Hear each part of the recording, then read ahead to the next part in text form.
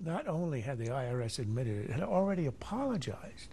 And the president is speaking of it in the conditional after the IRS had issued an apology. And then Carney was up there yesterday in the afternoon in his briefing, and he's saying that if this happened, the president would be outraged. I think it's the first example in American history of subjunctive outrage on the part of a president. I mean, and that's the reason all this is gathered. Obama tries to pretend that he's outside of all this, he's a spectator, he's an observer.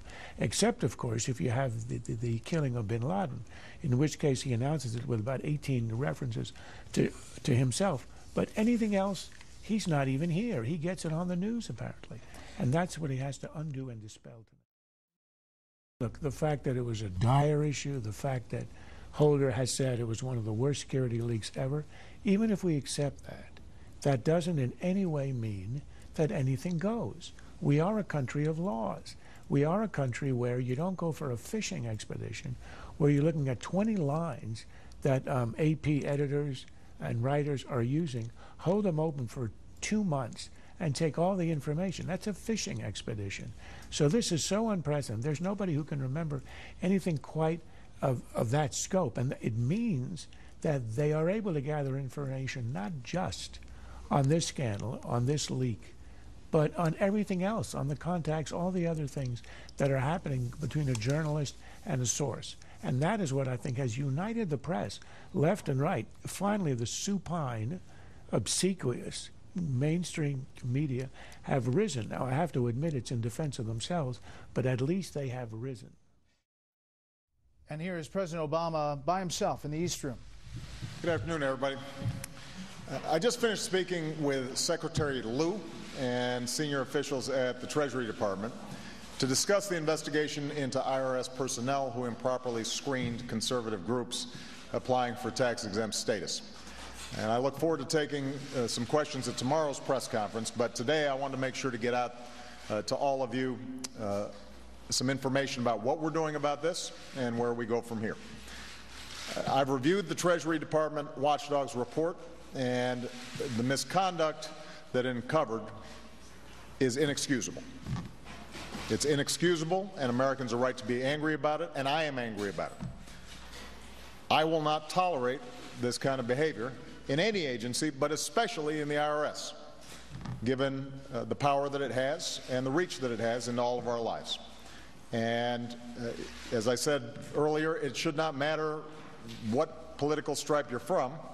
The fact of the matter is that the IRS has to operate with absolute integrity. The government generally has to conduct itself in a way that is true to the public trust. That's especially true for the IRS. So here's what we're going to do. First, we're going to hold the responsible parties accountable.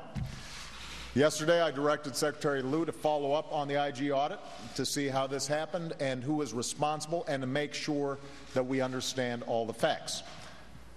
Today, Secretary Lew took the first step by requesting and accepting the resignation of the acting commissioner of the IRS. Because given the controversy surrounding this audit, it's important to institute new leadership that can help restore confidence going forward. Second, we're going to put in place new safeguards to make sure this kind of behavior cannot happen again. And I've directed Secretary Lew to ensure the IRS begins implementing the IG's recommendations right away. Third, we will work with Congress as it performs its oversight role. And our administration has to make sure that we are working hand in hand with Congress to get this thing fixed. Congress, Democrats and Republicans, owe it to the American people to treat that authority with the responsibility it deserves, and in a way that doesn't smack of politics or partisan agendas. Because I think one thing that you've seen is across the board, everybody believes what happened as reported in the IG report is an outrage.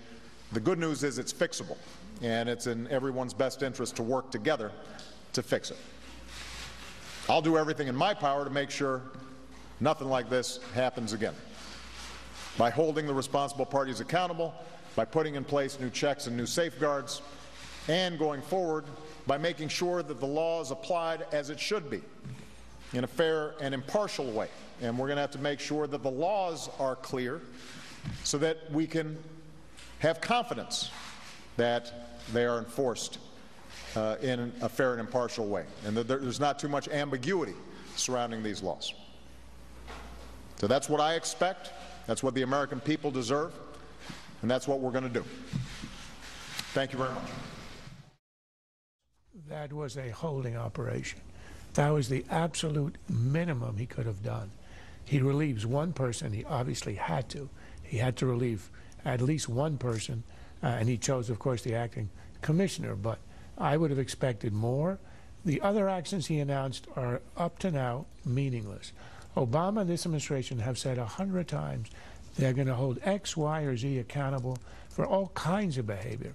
In Benghazi, regarding a lot of other scandals, he even speaks about, Syrian generals are going to be held accountable. It means nothing. And then he says there's going to be an investigation from Treasury. Well, that just means the left hand of the government investigating the right hand. He did say he'll cooperate with Congress, but then he has the chutzpah to essentially warn Republicans not to make this into a political event, when what we're talking about is the IRS applying political criteria inexcusably, unconstitutionally, probably criminally, in deciding who it's going to investigate. So I found this, the bare minimum. It'll hold him for 12 hours, but no more. Charles, the Speaker of the House today says, now my question isn't about who's going to resign. My question is who is going to jail over this scandal. Well, that's why I think we're going to have to hear a lot tomorrow. The president made news. About the only real news he made is that he's going to have a news event tomorrow. He's going to answer questions. Well, he is answering questions with the Turkish Prime Minister, Erdogan, who's in town. But he will answer questions. It'll be one or two, and probably in Turkish, and his answer will be in Turkish. He'll prepare for his conference tomorrow. But I think that, the first thing people are going to ask is why not an independent counsel? If you did it over a Mickey Mouse, unimportant, trivial, alleged leak over Valerie Plame, and you had millions of dollars and a year or two spent on that, surely the corruption of the IRS. And the question is, how does this happen? In Cincinnati, is that a hotbed of left-wing activity? Obviously, there's an atmosphere here, and somebody has to find it. He has to have a subpoena, and it cannot be the Treasury Department or anybody involved in this administration. It can't even be the DOJ. It's got to be from the outside. And over the last several months, there was a review board headed by two distinguished Americans, Mike Mullen and Tom Pickering, who investigated every element of this. It's hard to know. It's hard to know where to start with all the untruths and sort of the casual attitude towards the truth. It starts with what you just showed. The president saying every aspect of this was investigated by the report that the State Department had put out in December, when the chairman of it says, no, we had no mandate to do anything about the talking points, for example.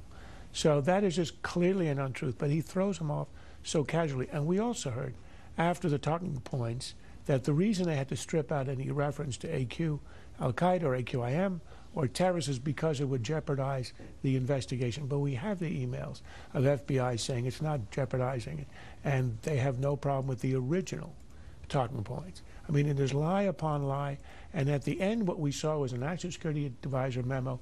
He's the one who called the meeting, and he's the one who says the point of the talking points is to represent the various equities, meaning to protect the departments, and not the point of the talking points is to give the truth. And that is ultimately damning. It's hard to know why he came out tonight and what he accomplished. I think what he understands is he's losing his constituency. That's the media, that he counted on correctly after Benghazi to be uninterested and to cover for him. Well, that's over. They feel attacked by by what was done to AP, that they feel duped over the edits, and everybody is angry over the IRS.